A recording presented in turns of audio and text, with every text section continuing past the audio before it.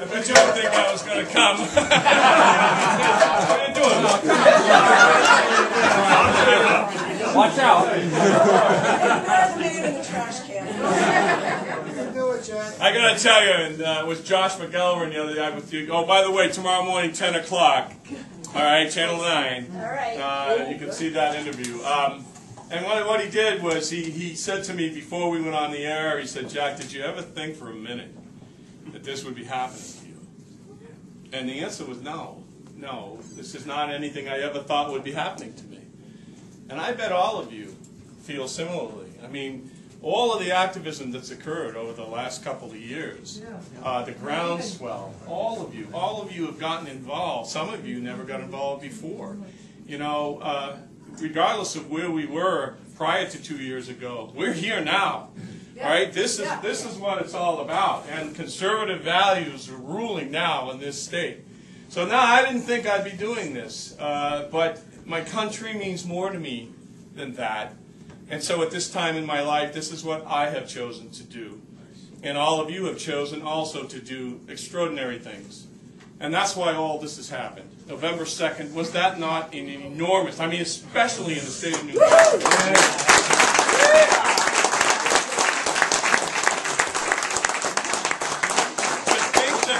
That we walked away at the end of that night with 298 out of the 400 House seats. 19 out of the 24 Senate seats, and all 5 executive council seats. The only thing we didn't get was the governorship, and sadly for John Lynch, we have a veto-proof House, we have a veto-proof Senate. He may as well go fishing, because that's the only use that he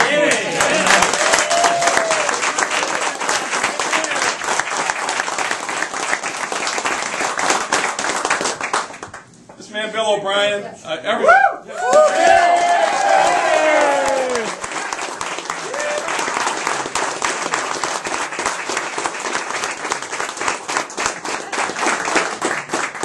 I'm thoroughly convinced you got me the 22 extra votes I needed. Whenever Bill said, whenever he got up there, and I'm standing just down a ways, and I'm standing there listening to him, he said, Mr. Chairman, you know, I'm wounded. I've been wounded for the Democrats, and, you know, I need reinforcements. Send me reinforcements. Yeah. Send me the cavalry. Yeah.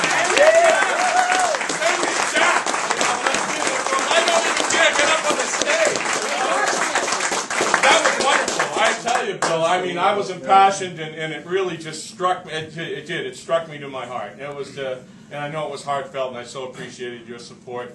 And I got your back. I got your back.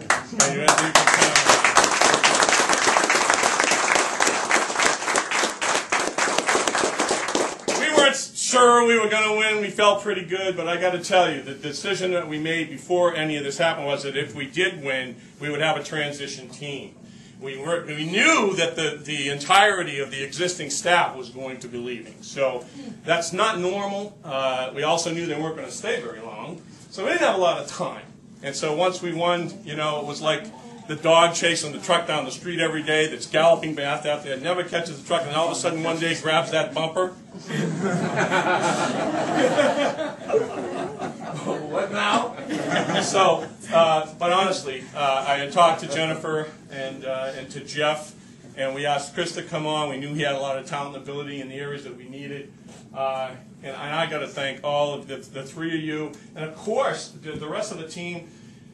Phenomenal job. I mean, it's just gone so well. Same with Jeff, and they've made sure, and the same thing with Chris, that to kind of ward off, you know, all the vultures that were coming at us initially, and you can imagine the press, and we're still dealing with that. So I think Jennifer's feeling a little more comfortable. She's actually going to turn me loose at CNN Wednesday.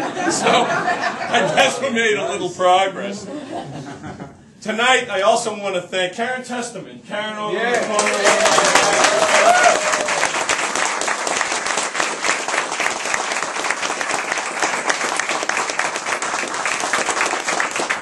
Thank you, Karen. And Karen also also was a prior gubernatorial candidate, and we got to know each other very well during that campaign. It was very difficult to campaign against people you really like so much, and we always hug each other. And it's a little weird, what's going on. But wonderful woman, and she was so supportive when this happened. So I thank her. Tom, where are you? There's my man. Tom. Yeah.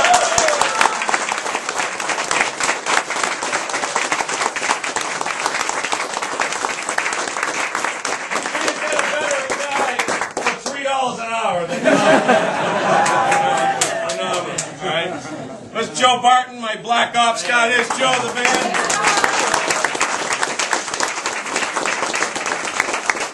And if I'm taking too long, too bad. I just want to let you know, and some of you know this, a lot of you don't. I was new to this thing, and Jennifer, she'd been through campaigns before. I didn't know what these parades were going to bring. I had no idea you're supposed to show up with an entourage with all of the signs and everything. So the first parade, the 4th of July, we had three parades to go to, and there's Tom and I, right? And that's it. So we had to think quick on our feet, and Joe said, "Jack, do you mind if I ride with you to the parade?" I said, "No, not at all. That's fine." So I'm waiting for Joe. He gets to the house. He rings my doorbell. I open the door, and there he is.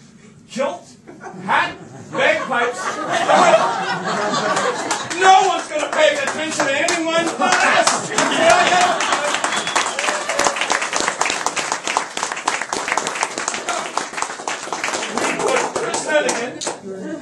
And we had him carrying the banner with myself. We had Joe leading the way with the bagpipes. We had Tom. We decorated his van with the Jack Kimball for Governor signs, and off we went. And he's playing the Marine Corps hymn on bagpipes.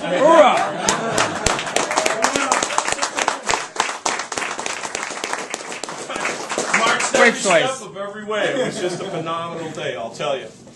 The other thing I want to tell you is we made a big decision over the weekend here, and I'm happy to announce, some of you already know because it leaked out a little bit, but Will Robleski is our new ED. We will. Wow.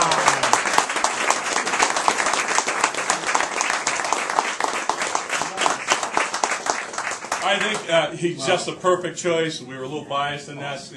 Listen, all of you deserve, from the bottom of my heart, so much gratitude from me, and I thank you all. I know you've been supportive of me. Some of you may not have been until now, but most of you have been. But that's good enough. That's fine. That's good enough. But Jennifer said it best. This is a united party, and what you saw happen last Saturday is a new day in our state. We're going to make sure, going forward, that all of us stay together.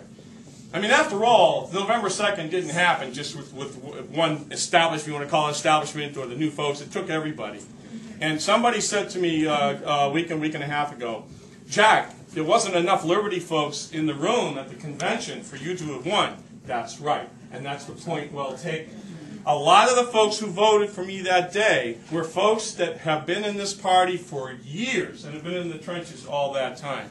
So we've already reached the cross. We've already got this going, and we're going to keep it going. We cannot afford to ever let this state turn blue again. We have to keep it red, a bright red.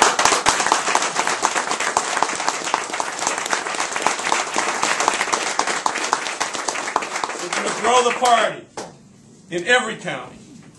We're going to increase the size of the party. I'm tired of the 30% Republican, 30% Democrat, and 40% in the middle. How about we steal from the middle and keep them? All right, that way we keep the majority.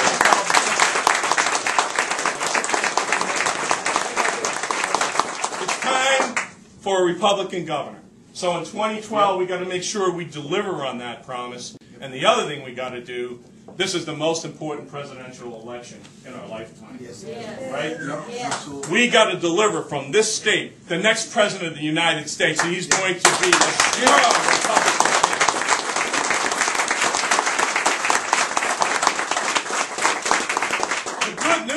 And I think it's very good news, at least for the candidates that we're looking at across the spectrum. We got a lot to choose from. Yep. And every one of them are head and shoulders better than Barack Obama.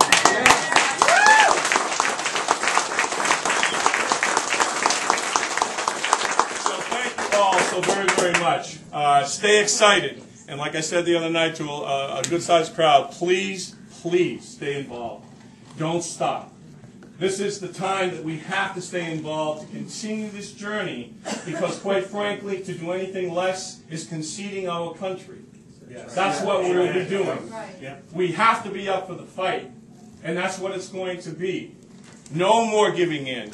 Paying attention is critical, and getting involved like you have. Look at what happened at the convention. The people who came to that convention, it's the largest crowd, I was told, in years.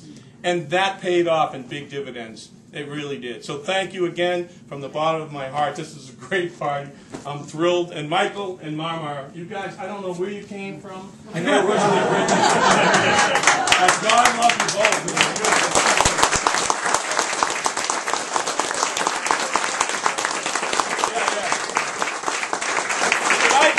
And I know a lot of you are here. Could I get all the state reps that are here, come up here with me? Come on up here.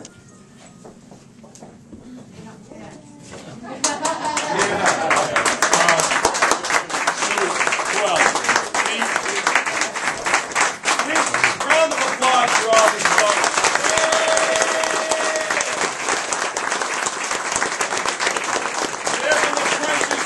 They're in the trenches all the time. One last thing, and I have to say this. You know, when I first decided to run for governor, and then we had to make this big decision.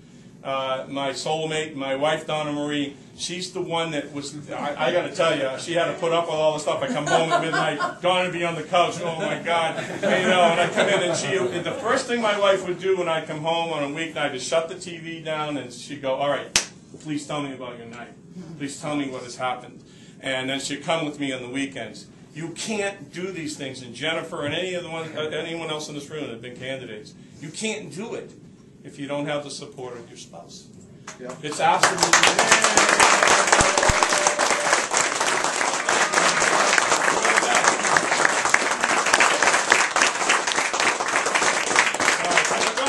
forgive me. Let's continue having a great time. I'm thrilled that you're all here. Thanks.